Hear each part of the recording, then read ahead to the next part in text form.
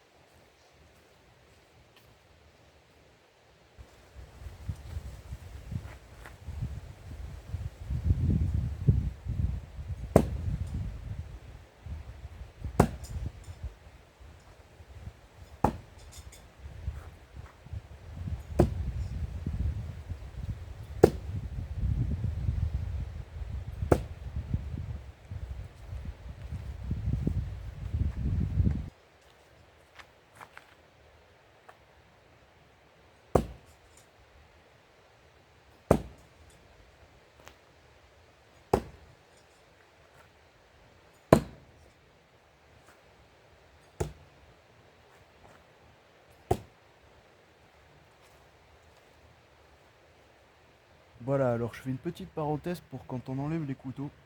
Euh, on est On n'essaye pas de le tordre, des trucs comme ça. Hein. On lève un peu vers le haut, du côté le plus épais. Et on fait un mouvement comme ça, le plus droit possible, pour les enlever. Parce que des fois, on a tendance à vouloir tirer sur le côté ou sur la droite ou sur la gauche. Et ça peut tordre les pointes. Voilà, donc quand il est planté, votre couteau, vous faites un mouvement droit comme ça. Et vous l'enlevez de cette façon. Voilà, ça évite d'abîmer les pointes. Surtout quand ils sont parfaitement bien rentrés. Bon, voilà. Voilà, ça évite d'abîmer les pointes. Hein. Petite parenthèse pour ça. Voilà. Parce que même si c'est des bons couteaux, ça peut se tordre. Voilà. Voilà, et bien je pense que ça sera tout pour cette session de lancer avec les iBen Gen X. Et donc je vous montrerai d'autres vidéos, hein, j'en ferai d'autres avec des lancers, différents lancers, et on commencera à travailler un petit peu les déplacements un peu plus rapides, euh, par la lame, par le manche, 2 tours, un tour. Ah, on commencera à voir un petit peu tout ça, qui est exactement la même technique que pour les autres, hein, la prise en main est la même.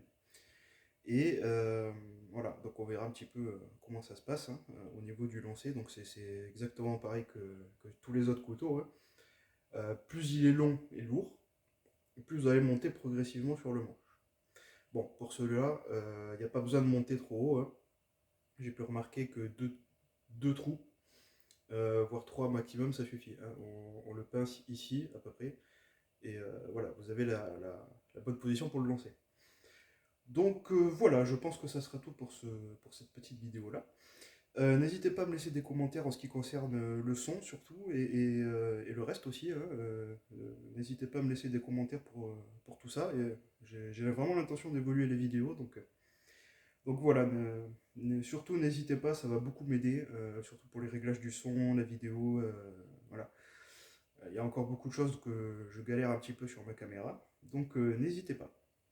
Voilà, c'est tout ce que je peux dire pour cette fois. Et laissez-moi le petit pouce bleu aussi, bien évidemment, si vous le souhaitez, ça pourrait m'aider encore plus. Et voilà, je vous fournirai du meilleur contenu. J'ai l'intention de faire un nouveau pas de tir, cette fois-ci en intérieur, parce que j'ai pas pu faire ma vidéo au moment où je voulais. Car souvent chez moi il fait du vent, il pleut, c'est assez galère de faire des vidéos dehors. Mais voilà, j'espère dans le futur pouvoir faire des vidéos en intérieur et vous faire un joli pas de tir pour vous montrer un petit peu tout ça. Et je pense même que de mon côté aussi, hein, pour vous montrer, je commencerai à travailler les lancers sur le côté. Voilà, donc en ce qui concerne au niveau des planches, elles sont inversées, hein, elles sont sur le côté. Donc on verra aussi pour les cibles. Les cibles, il y a pas mal de choses à voir. Déjà, l'inconvénient d'utiliser des planches et les avantages. Donc on verra un petit peu les planches que j'utilise là dans mes vidéos. C'est les mêmes cibles que le lanceur de lame, hein, un youtubeur qui fait du lancer de couteau et qui est très bon là-dedans aussi. Et il explique un petit peu tout ça aussi. Hein. Donc voilà. Donc on verra tout ça ensemble. Mais je pense que ça sera tout. Et donc je vous dis à la prochaine pour une nouvelle vidéo.